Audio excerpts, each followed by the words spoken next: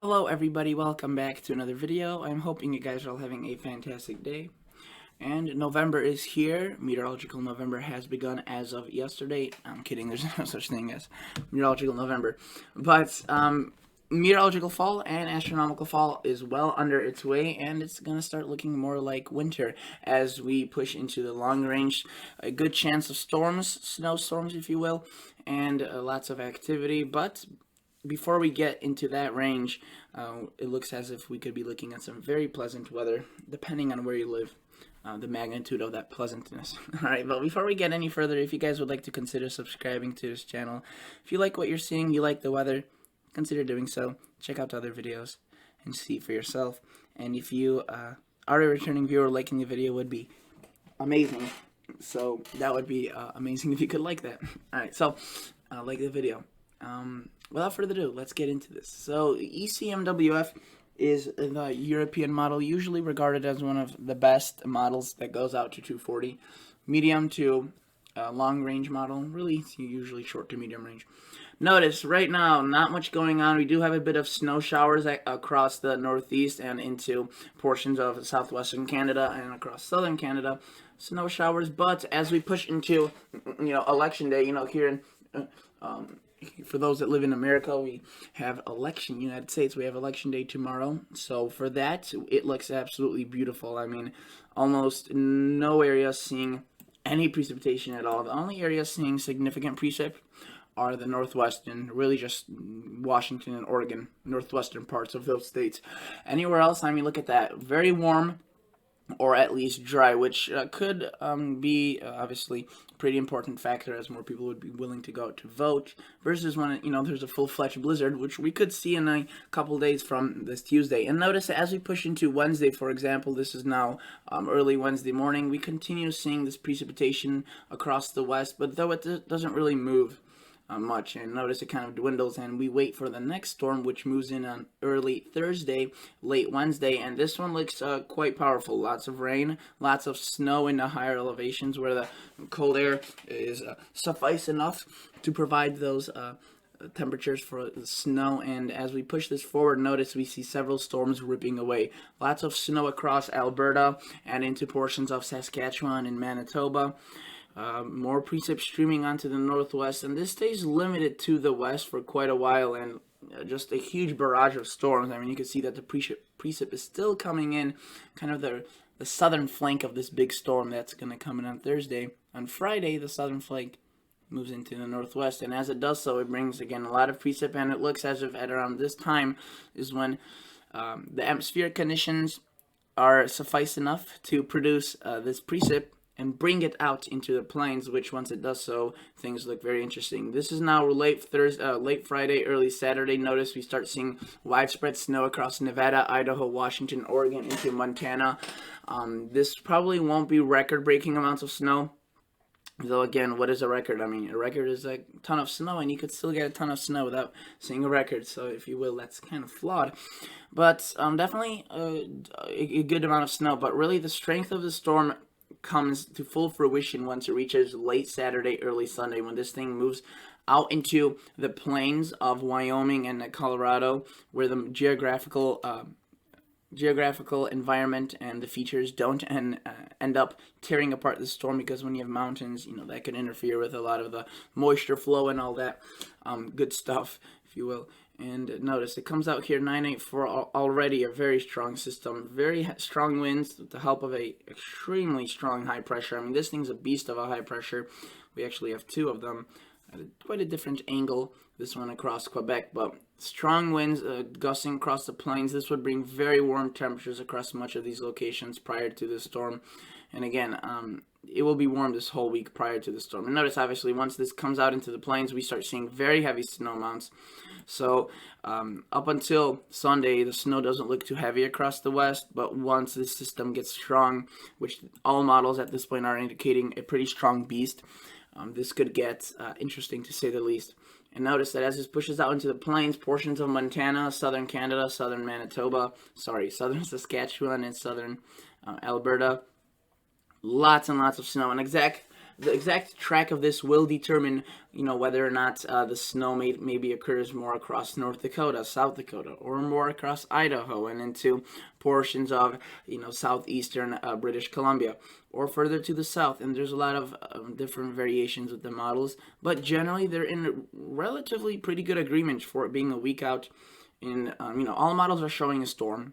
All models are showing a storm of this similar setup. Just exact track and details are yet to be determined. I do want to point out also, notice we see quite a bit of snow occurring across California, the Sierra Nevadas, and obviously where there's no mountains and there's lower, warmer temperatures, lower elevations, warmer temperatures, we see rain, and that is definitely a bit of good news, but it's going to be limited. But look at this, 980 millibars. This is a full-fledged blizzard, no doubt about it. Look at that. It looks for the heaviest snow to be falling right on the border between Canada and U.S., so if this shifts further to the north, it will affect less people. If it shifts further to the south, it will affect more people, as it's a bit more populated across these locations. Not to a great extent, but a bit more than what we'd see across southern Canada. Still, the large cities in the track of this, and definitely is still concerning, the capital of Montana located right down there, Helena.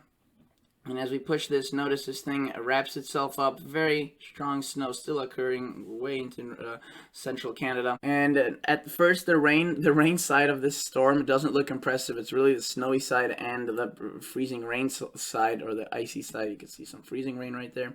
Could be concerned. Thankfully, it's not long lasting. This thing moves relatively quickly, so where the ice does occur, not for too long, unfortunately. It doesn't take a lot of ice to cause troubles, but at least it doesn't seem to be a devastating ice storm like we saw across the panhandles last week. And again, a lot of rain does start developing with this system in the longer range into Tuesday and Wednesday of next week, or Monday of Tuesday. This thing's very long-lived.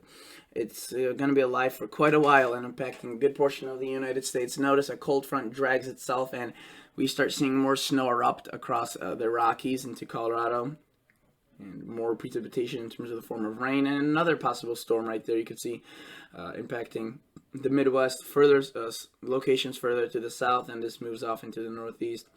But again, a constant barrage of and constant supply of moisture, either from the south, you can see right there a new one moving in off the west, or we have a low pressure right here across California. And some of these may look very weak as they move onto the shore, and they may produce large systems, but some of them may look extremely powerful and really not result out too much. But let's look at the total snowfall accumulations according to the European model. Again, this is just one model. This isn't end-all-be-all snowfall amounts. And this model will probably change its own predictions as we get closer to the event. And notice that where the snow occurs with this first system, it looks absolutely extraordinary. Some locations seeing 30, if not 40 inches of snow. And if there were to be colder temperatures with this, which is completely possible, and the snowfall ratios are higher, this is assuming 10 inches of snow to 1 inch of rain. So that's around 29, 30 degrees of Fahrenheit. If it, say, were to be 10 degrees, which I don't think it will be widespread across these locations, but if it were to, the snowfall ratios could jack up to 20 or 30, and that would, obviously multiply it by that factor, 10 to 2, and you multiply this by 2. And regardless of what snowfall ratio this is, it looks pretty heavy, so a lot of snow headed for these locations. It seems, again, exact locations to be determined, exact timing to be determined, but stay on alarm because it's never bad to be prepared. Notice that as we push this into the longer range, we see that second system, not a lot compared to the first one, right? But the models usually focus on, the first one more. And again, this one's further out, so less details still about it. Let's look at some other models. Let's take a look at the Canadian model, for example, or the GFS, since we have this model pulled up. Again, this week, absolutely gorgeous. I was outside today, and I just couldn't believe the beauty of the outdoors that I've been underappreciating by sitting indoors all day today. And obviously, I love nature, and I spend a lot outside, but it was just absolutely something out of a movie. I mean, I was harvesting my last of my beets. I was outside, the wind was blowing, the trees were rattling their dead leaves, the oak trees in particular, and the sky just turned this beautiful crimson, pink, purple color. It was just absolutely extraordinary. The sky completely clear, and it was relatively warm, and almost each day of that week will be the case for majority of the country, not just Chicago.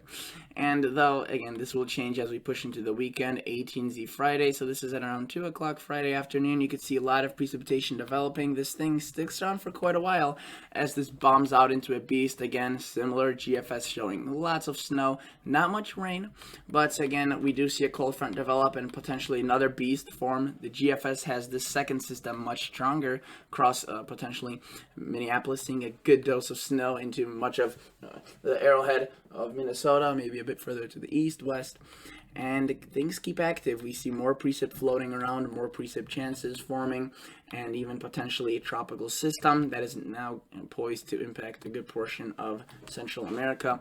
So you can see that moves through, and we continue to see storms and just these constant rifts of precipitation. In terms of temperatures, things look to be pretty divided. There will be extremes. You'll be either cold or warm. I'll show you that in the 6 to 10 day outlook right now. And if you were to look at this, you'd see 6 to 10 day outlook from the 8th through the 12th. Very warm, very cold. I mean, there's almost no in between, right? And oftentimes when we see the right pattern form, this is called the baroclinic zone, where these two air pressures or two air masses kind of collide, and storm systems often take advantage of this. And if you were to look at the storm track that we were looking at, a lot of these storms take this area right here as their potential track. So that definitely holds true, that rule. And in terms of precip, you could see it's above average for almost 100% of the country, excluding portions of the Gulf, which is good news. They've been absolutely hammered and slammed. I combined those two into slammered. I just keep making new words. I need my whole MBGC dictionary here, including the squeaks off this chair. But even look, Alaska seeing absolutely loads of rain. And again, this could be pretty repetitive throughout this winter, it seems. 8 to 14 day outlook, more of the same thing. Contrast, they have less intensity in terms of colors because of less confidence. Precipitation, a bit more, if you will, not organized. We have a bit above across the northwest, above across the east, below across the central western plains, and below across the Gulf Coast, and above in Alaska. And now let's go back to the GFS. I probably should have stayed on this and just showed you the total snowfall right off the bat. But again, trying my best here. You can see that this is a bit weird. This GFS sometimes does this where it makes this weird shading. So that's not your resolution or anything. This is what I'm looking at on Tropical Tidbits. So this is my fault or my problem.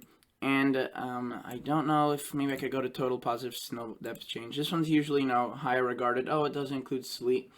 Usually it does still, and it's not that accurate, but at least we have a nicer layout. So you can see lots of snow potential. I don't know how much of this would fall as snow across these locations, but definitely up here, mostly snow, and you can see generally 1 to 2 to 3 feet of snow, depending on where you live. The west, seeing a lot of snow. The east, not really, but again, typically during November, I think I could almost point out in the past 3 years, every year we've had a pattern, at least for some portion of November or October or December, where we have really cold temperatures here and really warm temperatures across the southeast, and it's always this contrast that just drive everything crazy, and including the storm systems. Let's take a look at the Canadian model, CMC. Let's just run it through. If this doesn't load, I'll just show you the total snowfall. And it doesn't seem to be loading, so I'll just go to hour 240 and show you how much snow will be falling. Generally, the same situation. 2 storms, one very strong one across the northern plains in southern Canada this upcoming week into this weekend. And then the other one, a lot more uncertainty and a lot more, a lot less, if you will, a lot less confidence and I guess coming together with the models. I was trying to come up with a word that, the word's there. I'm not trying to come up with them. I'm just trying to bring it into my brain. But you can see Canadian, again, shows lots of snow across these locations into the northern United States, really the northwest and southwestern Canada. The second one weaker, but definitely the mention of it is there. If we were to look at the GFS parallel, which is a supposedly a better GFS, and honestly it has been a pretty good model. You can see it's been generally showing the same. So lots of confidence is good, or lots of agreement is good. A trend is your friend, but there's still a lot of stuff to I guess figure out and see how these things go. But as of now, this is all I have for you today. Enjoy this week. It's going to be beautiful. Enjoy the weather, and of course, once the cold weather comes, the snow lovers will be happy, all that sorts. So thank you so much for watching, and I will catch you all guys on the next episode. See ya.